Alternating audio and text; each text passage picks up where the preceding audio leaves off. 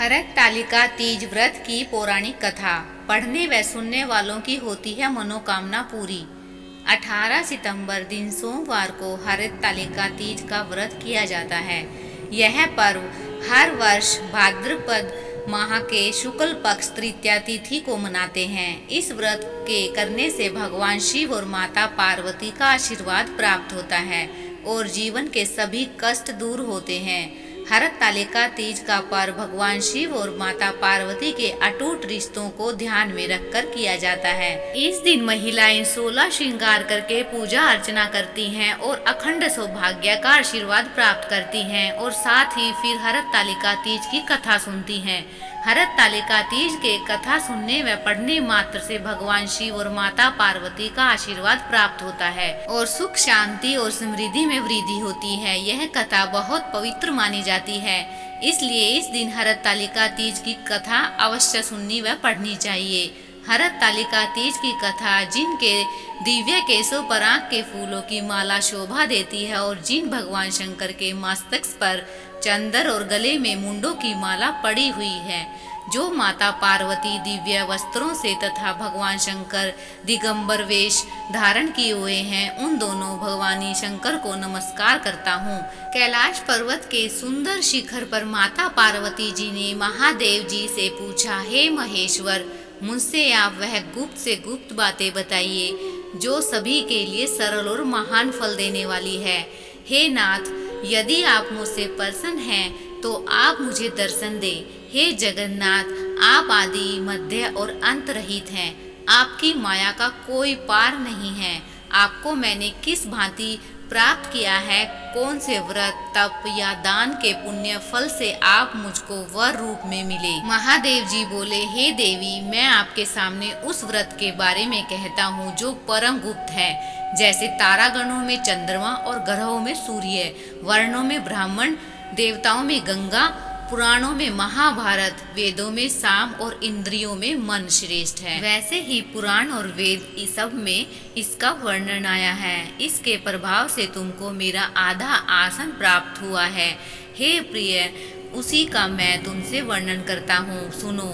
भाद्रपद भादो मास के शुक्ल पक्ष की हस्त नक्षत्र के दिन इस व्रत का अनुष्ठान मात्र करने से सभी पापों का नाश हो जाता है। तुमने पहले हिमालय पर्वत पर इसी महान व्रत को किया था, जो मैं तुम्हें सुनाता हूँ। पार्वती जी बोली, हे प्रभु, इस व्रत को मैंने किस लिए किया था, यह मुझे सुनने की इच्छा है, सो कृपया करके कहें। शंकर जी बोले, आर्यव्रत में हिमालय नामक एक महान पर्वत है, जहाँ अनेक प्रकार की भूमि अनेक प्रकार के वृक्षों से सुशोभित है, जो सदैव बर्फ से ढके हुए तथा गंगा की कल कल ध्वनि से शब्दायमान रहता है।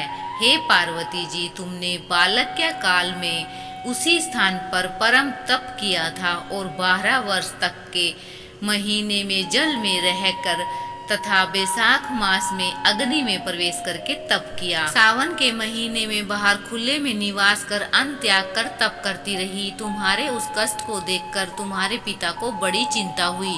चिंता में वह सोचने लगे कि मैं इस कन्या का विवाह किससे करूं। एक दिन नारद जी वहां आए और देवीसी नारद ने तुम शैलपुत्री को देखा। तुम्हारे पिता हिमालय ने देवीसी को अर्ध पार आसन देकर सम्मान सहित बिठाया और कहा, हे मुनीश्वर, आपने यहाँ तक आने का कष्ट कैसे किया, कहें क्या आज्ञा है। नारद जी बोले, हे गिरिराज, मैं विष्णु भगवान का भेजा हुआ यहाँ आया हूँ। तुम मेरी बात सुनो। आप अपनी कन्या को उत्तम वर को दान करें। ब्रह्मा, इंद्र, शिव आदि देवताओं में विष्णु भगवान के समान कोई भी उत्तम नहीं है, इसलिए मेरे मत से आप अपनी कन्या का दान विष्णु भगवान को ही दें। हिमालय बोले, यदि भगवान वासुदेव स्वयं ही कन्या को ग्रहण करना चाहते हैं और इस कार्य के लिए ही आपका आगमन हुआ है, तो वह मेरे लिए गौरव की बात है, मैं अवश्य उन्हें ही दूंगा। हिमालय का यह आश्वासन सुनते ही देवेशी नारद जी आकाश में अंतर्ध्यान हो गए और भगवान विष्णु के पास पहुँचे। नारद जी ने हाथ जोड़कर भगवान विष्णु से कहा, प्रभु, आपका विवाह कार्य निश्चित हो गया है। इधर हिमालय ने पार्वती जी से प्रसन्नता पूर्वक कहा, हे पुत्री, मैंने तुमको गरुड़ ध्वज भगवान विष्णु को अर्पण कर दिया है। पिता के इन वाक्यों को सुनते ही पार्वती जी अपनी सहेली के घर गई और पृथ्वी पर गिरकर अत्यंत दुखित होकर विलाप करने लगी। उनको विलाप करते हुए देखकर सखी बोली, हे देवी, तुम किस कारण से दुखी हो, मुझे बताओ, मैं अवश्य ही तुम्हारी इच्छा पूरी करूंगी। पार्वती बोली, हे सखी, सुन, मेरी जो मन की अभिलाषा है सुनाती हूँ। मैं महादेव जी को वर्ण करना चाहती हूँ। मेरे इस कार्य को पिताजी ने बिगाड़ना चाहा है, इसलिए मैं निसंदेह इस शरीर का त्याग करूंगी। पार्वती के इन वचनों को सुनकर सखी ने कहा, हे देवी, जिस वन को तुम्हारे पिताजी ने न देखा हो तुम वहां चली जाओ।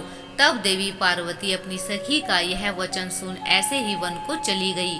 पिता हिमालय ने तुमको घर पर न पाकर सोचा कि मेरी पुत्री को कोई देव दानव अथवा किन्नर हरण करके ले गया है। मैंने नारद जी को वचन दिया था कि मैं पुत्री का भगवान विष्णु के साथ वरण कराऊंगा। हाय, अब यह कैसे पूरा होगा, यह सोचकर वे बहुत चिंतातुर हो मूर्छित हो गए। तब सब लोग आहाकार करते हुए दौड़े और मूर्छा दूर होने पर गिरिराज से बोले कि हमें आप अपनी मूर्छा का कारण बताओ।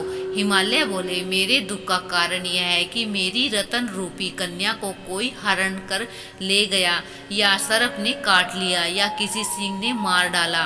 वह न जाने कहाँ चली गई, या उसे किसी राक्षस ने मार डाला। इस प्रकार कहकर गिरिराज दुखित होकर ऐसे कांपने लगे जैसे तीव्र वायु के चलने पर कोई वृक्ष कांपता है।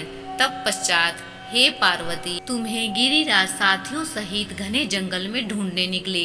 तुम भी सखी के साथ भयानक जंगल में घूमती हुई वन में एक नदी के तट पर एक गुफा में पहुंची। उस गुफा में तुम अपनी सखी के साथ प्रवेश कर गई, जहां तुम अन्न जल का त्याग करके बालू का लिंग बनाकर मेरी आराधना करती रही। उस समय पर भाद्रपद मास की हस्त नक्षत्र युक्त तृतीया के दिन तुमने मेरी विधि विधान से पूजन किया तथा रात्रि को गीत गायन करते हुए जागरण किया। तुम्हारे उस महाव्रत के प्रभाव से मेरा आसन डोलने लगा। मैं उसी स्थान पर आ गया जहाँ तुम और तुम्हारी सखी दोनों थी। मैंने आकर तुमसे कहा, हे वारण्य, मैं तुमसे प्रसन्न हूँ। फिर तुमने मुझसे वरदान मांगा। तब तुमने कहा कि हे देव, यदि आप मुझसे प्रसन्न हैं तो आप महादेव जी ही मेरे पति हों।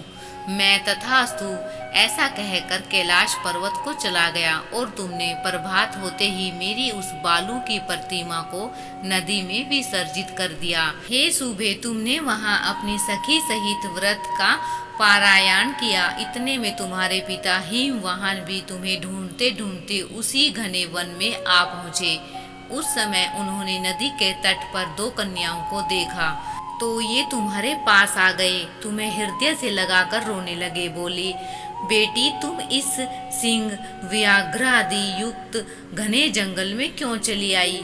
तुमने कहा, हे पिता, मैंने पहले ही अपना शरीर शंकर जी को समर्पित कर दिया था, लेकिन आपने नारद जी को कुछ और बोल दिया, इसलिए मैं महल से चली आई। ऐसा सुनकर हिमवान ने तुमसे कहा कि मैं तुम्हारी इच्छा के विरुद्ध यह कार्य नहीं करूँगा। तब वे तुम्हें लेकर घर आ गए और तुम्हारा विवाह मेरे साथ कर दिया। हे प्रिय, उसी व्रत के प्रभाव से तुमको मेरा अर्धासन प्राप्त हुआ। इस व्रत राज को मैंने अभी तक किसी के सम्मुख वर्णन नहीं किया है। हे देवी, अब मैं तुम्हें यह बताता हूँ कि इस व्रत का यह नाम क्यों पड़ा। तुमको सखी हरण करके ले गई थी, इसलिए हरतालिका नाम पड़ा।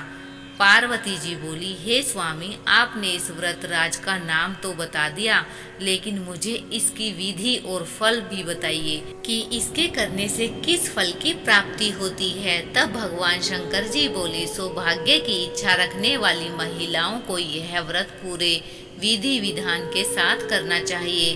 व्रत में केले के खम्भों से मंडप बनाकर उसे बंधनवारों से सुशोभित करें। उसमें विविध रंगों के उत्तम रेशमी वस्त्र की चांदनी ऊपर तान दें। चंदन आदि सुगंधित द्रव्यों का लेपन करके महिलाएं एकत्रित हों। शंख, भैरी, मृदंग आदि बजावें। विधि पूर्वक मंगलाचार करके श्री गौरी शंकर की बालू निर्मित प्रतिमा स्थापित करें। फिर भगवान शिव पार्वती जी का गंध, धूप, पुष्प आदि से विधि पूर्वक पूजन करें। अनेकों नैवेद्यों का भोग लगावें और रात्रि को जागरण करें। नारियल, सुपारी, ज्वारी, नींबू, लौंग, अनार, नारंगी आदि ऋतु फलों तथा फूलों को एकत्रित करके धूप, दीप आदि से पूजन करके कहें, हे कल्याण स्वरूप शिव, हे मंगल रूप शिव, हे मंगल रूप महेश्वरी, हे शिवे, सब कामनाओं को देने वाली देवी कल्याण रूप तुम्हें नमस्कार है। कल्याण स्वरूप माता पार्वती, हम तुम्हें नमस्कार करते हैं। भगवान शंकर जी को सदैव नमस्कार करते हैं। हे ब्रह्मा रूपिणी जगत का पालन करने वाली माँ, आपको नमस्कार है। हे सिंह वाहिनी, मैं सांसारिक भय से व्याकुल हूँ, तुम मेरी रक्षा करो। हे महेश्वरी, मैंने इसी अभिलाषा से आपका पूजन किया है। हे पार्वती माता, आप मेरे ऊपर प्रसन्न होकर मुझे सुख और सौभाग्य प्रदान कीजिए। इस प्रकार के शब्दों द्वारा उमा सहित शंकर जी का पूजन करें। विधि पूर्वक कथा सुनकर गो, वस्त्र, आभूषण आदि ब्राह्मणों को दान करें। इस प्रकार से व्रत करने वाले के सब पाप नष्ट हो जाते हैं। आई होप आपको ये वीडियो अच्छी लगी होगी। अगर थोड़ी सी भी अच्छी लगी है तो प्लीज़ कमेंट्स बॉक्स में हर हर महादेव लिखना ना भूलें। चैनल को सब्सक्राइब और लाइक ज़रूर करें। मिलते हैं नेक्स्ट वीडियो में।